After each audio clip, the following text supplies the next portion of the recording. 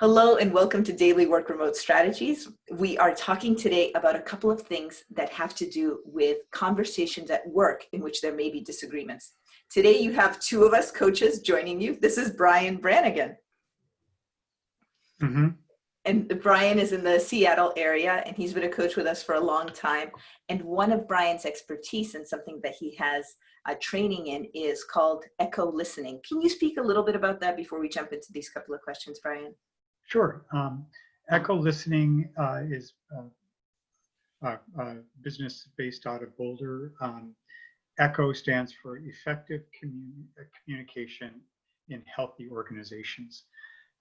And they specialize on listening skills and the development of them, because half of the communication equation is speaking and listening. So a lot of the training that is out there around communication really focuses on what people say.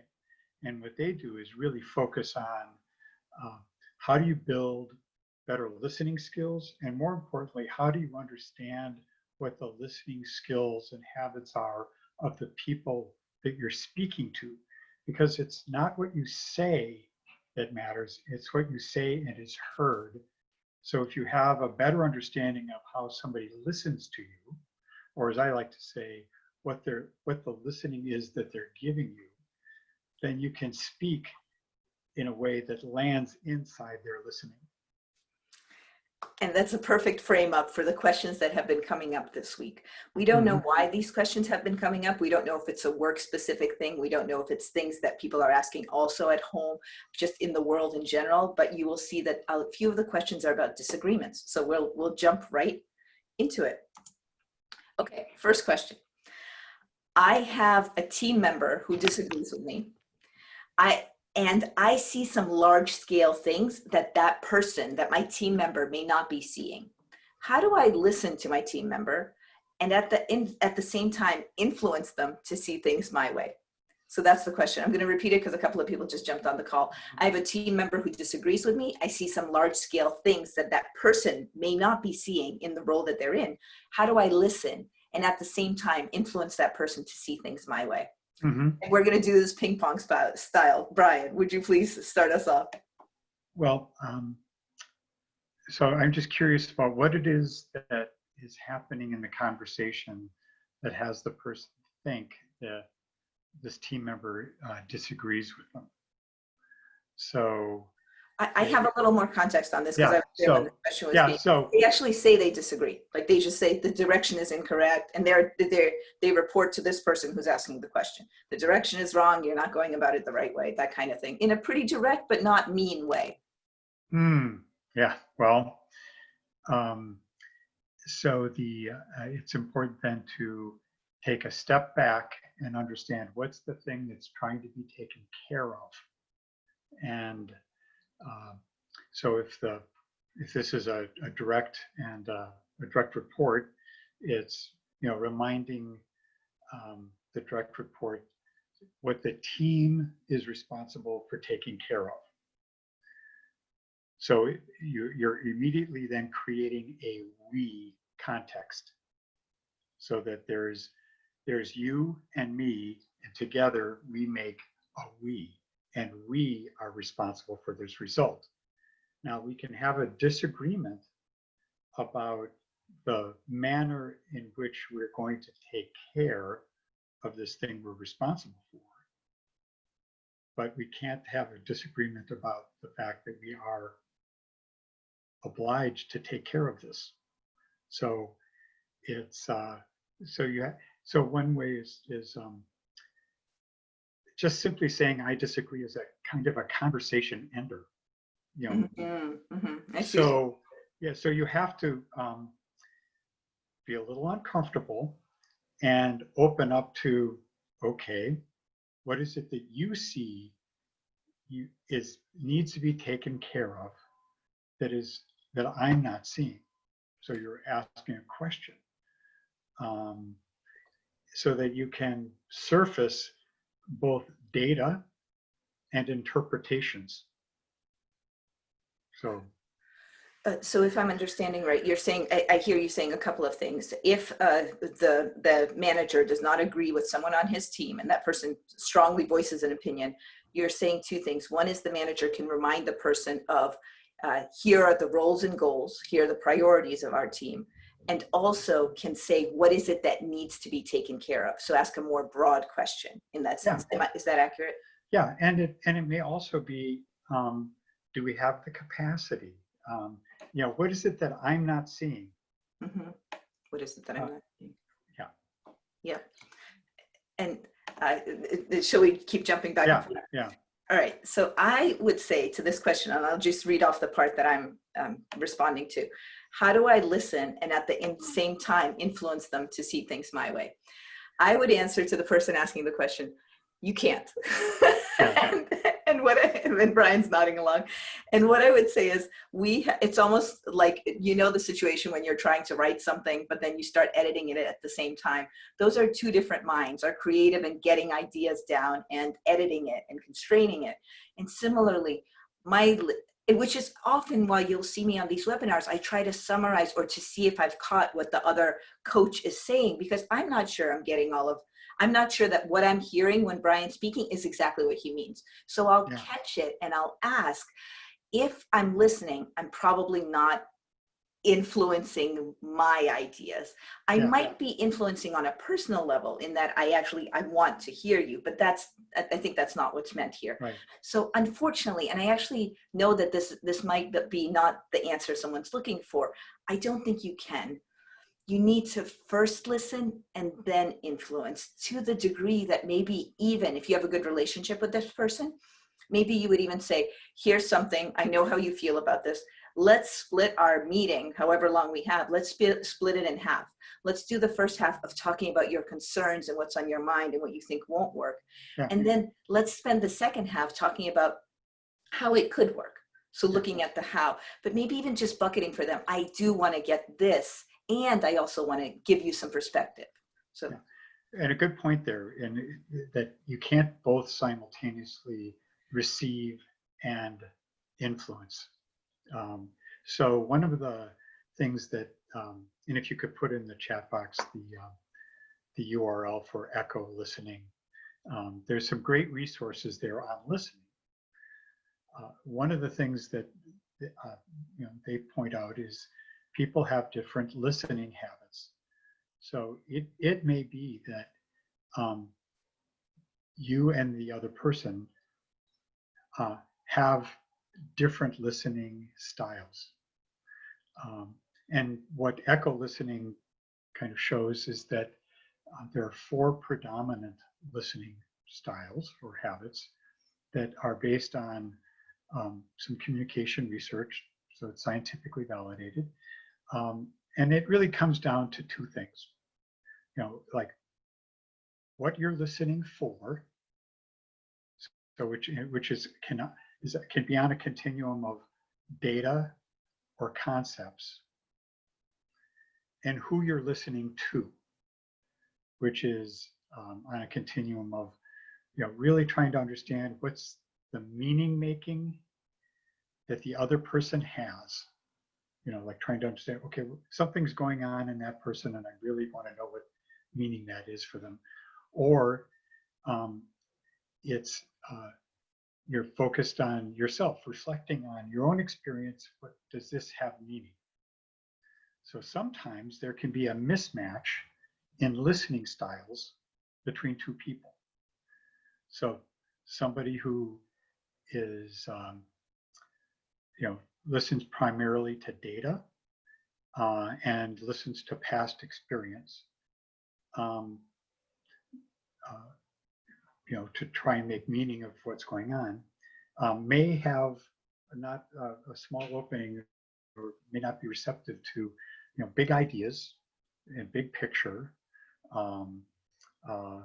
things. So if you're really kind of getting understanding of what's your listening style and what's the listening style of the other person, you can basically present information in a way that lands in their listening, and then you can take action together. So I kind of look at it like the like that scene in Close Encounters of a Third Kind, where Richard Dreyfuss gets to the top of Devil's Tower, and the scientists are there, and the spaceship lands. They send signals to each other, to match, and then they finally get in sync, and then communication happens. And this is something that we need to be more mindful of, especially in these times where all of our communication is virtual and mostly by email. It's like, okay, what's the listening of the other person? What's this other person needing to hear that they're not hearing? Brian and I'll take on Brian's perspective as well. Brian and my wish for you for this first question, as we're about to lead into the second question, our wish for you is that you have more of this, like your brains are connected with the people that you're interacting. Are we listening to the same thing? Brian, anything else we want to add to this question? I'm just looking at the question of how do I listen and at the same time influence? There's somebody disagrees with me. Anything else to add before we go on? Well, the other key thing is just being, making sure that there's an agreement that we're, that as a result of this conversation, we're going to work through things so that we are going to take care of the things we are supposed to take care of. Nice. So an action step. Yeah. And and also I just say that it's not just taking care of the thing, but we're going to take care of each other as we're doing this thing. So Brian, how do you message that? Because that's a very soft message that's a little hard for someone who doesn't speak in that way to message. How do you message exactly what you just said? Oh, well, sometimes it's simply going back to when you're asking somebody to do something, it's not simply treating the other person as a vending machine for results. Mm-hmm. Insert request, get results. It's okay, there's this, we've been asked to do this. Do you understand what this thing is that we're being asked to do? Do you have the time? Do you have the capacity? Do you have the resources? Do you understand? Can I just tell you how happy, even some of the attendees on this call who I've seen on previous calls, if their managers were to start to do this as well, not just here's the task, but how does it fit with your overall tasks? Does it make your hours go to 14 hours a day? What else is on your plate? Now I see. Yeah, and so that's just that, but that message is that, especially if somebody's making the request, that I care about you, and the thing is that if you don't have the time, if you don't have the capacity, and you really don't understand what I'm asking, I'm not going to get the results, and I'm not taking care of me. I'll just end with this, is that there's, in my career, I was noticing this phenomenon called the drive-by request. Where the boss would come by your office at the end of the day and say, hey, your number one priority is to do this. And before you'd have a chance to say, how does that number one priority match up against the 3 other number one priorities you gave me this week? They turned on their heels and were out the door. So what my coach gave me was this really interesting move, which is committing to do a small thing by the end of the day. It's like, great, I understand, and this is what I can get done by the end of the day. Let's talk tomorrow morning about what the next steps are. So that way you're communicating commitment, you're declaring you're going to get a result done, and you're also putting yourself on the boss's agenda to talk about what needs to get done. And you're not stuck with a big request. And the perplexing thing I always found myself in was, now what was it that I just said I was going to do? Yeah. Nice on so many levels, big thing to small, getting on the boss's agenda. Thank you. Thank you. We have a next question. This is one that has been typed in just now, and it's something that has been coming up as well. So I'll read it here. It's very hard to network virtually. In person, you can easily develop informal relationships. How do we do this virtually? Well, so I think that part of it is we have to reinvent our virtual meetings on Zoom. Right now, what we've done is we've taken regularly scheduled meetings and just moved them over to Zoom, and they kind of have this business-like agenda, and everyone takes their turn. And all you're doing is exchanging statuses and transactions.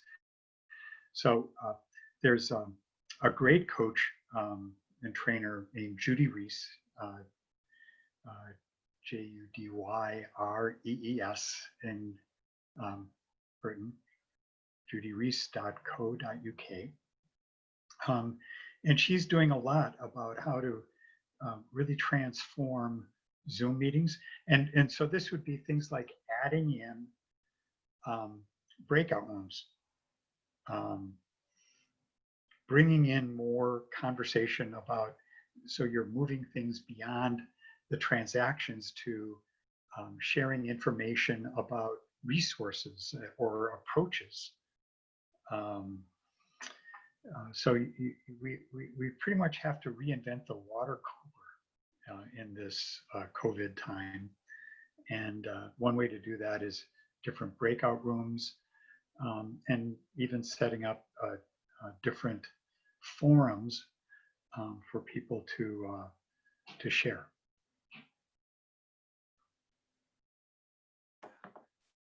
Let me see what I would add to that. So how to network virtually and develop, in fact, it sounds like develop new informal relationships. So I think the part that's puzzling me, even just puzzling me as a person, is to develop new informal relationships. I'll say something that I've heard from others works and that I've found works. Have a debrief. So let's say you have a meeting with 5 people. Have a debrief with one of those people by phone in the 10 minutes after that call. Mm-hmm. So specifically what I mean is you've just had a 1-hour meeting. Pick one that you're warm enough with that you have their cell number, or even if you're proactive, which phenomenal, you would email that person in advance and say, hey, can I grab your cell number so we can have a 10-minute debrief? That way you're changing 2 things. First of all, you're changing it from a group to a one-on-one, and you're changing the modality. So you just asked us, everything is virtual. It's still virtual, it's still by phone, but so I found that way people can joke and they can say, oh, my kids came in 3 times, but fortunately because of the Zoom virtual, nobody could see it. So just, you can do that kind of thing. And I know this isn't a very precise suggestion, but it's just a little bit of, yes, having that big meeting, but also just pulling someone aside a little bit to talk a little about that meeting, but also just to catch up. Yeah. But it's tricky. I mean, I'm a little stumped by this question too. Well, and this is something, again, we're all inventing. So you just don't have the opportunity for the kind of small talk that would happen before a meeting, where people would say, what did you do this weekend? Or, oh, you might be interested in this book, or, so those would just be things. One thing I've been doing too is that there's a lot of very interesting online classes being offered on Zoom that do use breakout sessions, and so if you could find a way of creating some training or finding training that also includes one-on-one time, so where they use breakout rooms, that's useful too. Yeah. In the spirit of ping-ponging back and forth, I was also thinking about the part about to network virtually and to develop informal relationships, and I was thinking, so anybody will take a meeting with you for 15 minutes or 20 minutes, almost anybody, even often the CEO's office of a company that you work at, not just, any old CEO's office. So I wonder if you could start one of those relationships that you want to cultivate informally, if you could start it by saying, hey, can we touch base on something? You Yeah, likely have some overlapping work. You start with that, but you really just don't have all 15 or all 20 minutes stay on that. And you ask about the person. We have one session here that I'll try to multitask and link to here, which is a session between Margaret, in which I interview Margaret Greenberg. I don't know if you saw that one, Brian, but she speaks about reaching out to clients now during this coronavirus time. And she has about 4 questions. I'll try to do them off the top of my head. How are you? So really just ask and really listen, as Brian and I were just talking about. What is your day-to-day life like? Because all of our day-to-day lives could be so different. Kids, spouses, walking the dog. What's your day-to-day life like? What have you done to take care of yourself recently? What are you doing to help others, to help someone else? And if you get those kinds of questions, yeah, this person is giving us a little more context, so let me read that off. I did some experiments. I sent invites and Slack messages to people that I have a good personal relationship with and people whom I don't know much. The responses were very different. People I know well just jumped right on it and said, we should have done it earlier. I see. So the people who you don't know as much. So if I understand your question, could you just let us know yes or no?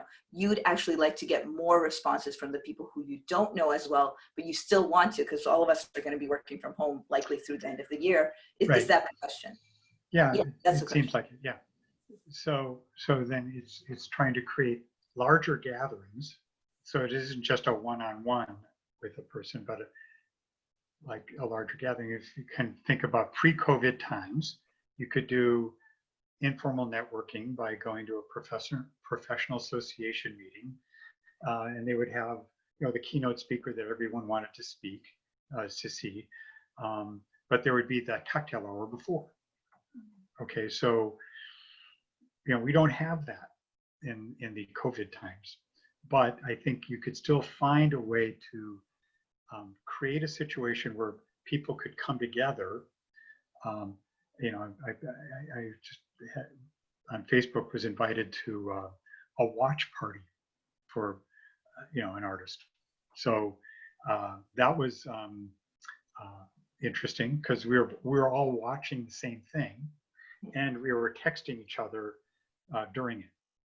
So that might be another idea. So Brian, let's suppose I want to get to know a colleague of mine named Joe. And by the way, for people who are watching, I almost always just tend to default to the names Joe and Emily as my default names. It means nothing. So let's say I want to get to know a colleague of mine named Joe. And if I do, so you're saying kind of invite Joe and 3 or 4 others to something that's valuable, that's useful for work, but maybe do breakout rooms in which I end up with Joe in a breakout room a little more informally. Is that what you mean? Yeah. Yeah, that would be one way. And again, make sure that if you don't know Joe well, but Joe, somebody who knows Joe well, make sure the 3 of you are coming to this event. So that would be another way. But again, we're inventing this as we go along, as we're trying to recreate meaningful connections between people where they just before were abundant and just we're simply there. Mm-hmm. Yeah. Good. Thank you. We have just done 2 questions. One was about when people disagree, how do you both listen and influence, and what can you do about that? And our second question now has been about how can we virtually network. So we're done with the formal part. We always end with Brian and I giving you a wish for the week. But before we do, any pressing questions. So please just let us know if there's something on your mind, either related to one of these 2 questions or something else that's, like a burning question. And we'll just give you a moment and take a breath as we do that. And as we do that, could you please put in the chat about the Dialogue Works mobile app? I will. And how about I put in the create we and I'll put it up. Yeah. And I'm offering these 2 resources because based on the questions that Senia seeded the conversation with, I think they would be really useful. So there are great books like Difficult Conversations and Crucial Conversations. One that I really like is written by John R. Stoker, called Overcoming Fake Talk. And he runs a firm called Dialogue Works. But even more importantly, he has a mobile app called Real Conversations that has a little dialogue planner. It's a step-by-step guide that you can use to plan like how to start a conversation and how to move it to the kind of resolution that you're looking for. What's the name of the app, Brian? It's called Real Talk. Real Talk. You can find it on the Android store and on the Apple store. Real Talk, so I really recommend that. I've never heard of that. I've never heard of that idea that you can, because we do it in our heads all the time. But this it's like you're reflecting on what you want to talk about. There are a couple of different versions, but again, it's Real Talk by Dialogue Works. And if you go to the website in the link, they'll have more information so you could find the right one. Oh, good, she found it. But it's a step-by-step guide, and it helps you start the conversation. Like, okay, is this a good time? Here's what I'd like to talk about. Here's what I saw. Here's how I interpreted it. What did you see? How did you interpret it? Here's the result I'm looking for. What's the result you're looking for? Oh, here's where we have agreement about the result. Okay, now what are the actions I see could be taken to get us there? What are the actions you can see that can get us there? Oh, let's get there by this time. And that's just the kind of. I feel much more calm already, Brian. And then and the second link is to the Creating We Institute. It was founded by Judith Glazer, who was a kind of a forerunner in the thinking about conversation and this idea of the neurobiology of interpersonal connection. So she talks about neuroscience and conversations, and she wrote a book called Conversational Intelligence. So those are two great resources for people can use.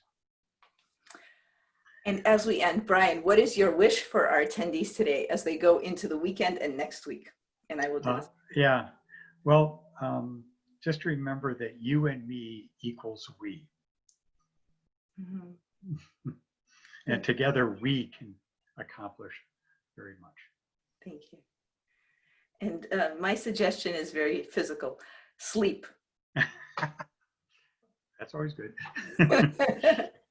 Brian, thank you so much for joining us. Yeah. We're back here again next week at 11 a.m. Pacific, every day for 20 minutes, Monday to Friday. We look forward to seeing you again. Thank you for joining us. Thank you so much, Brian. Yeah. Bye-bye.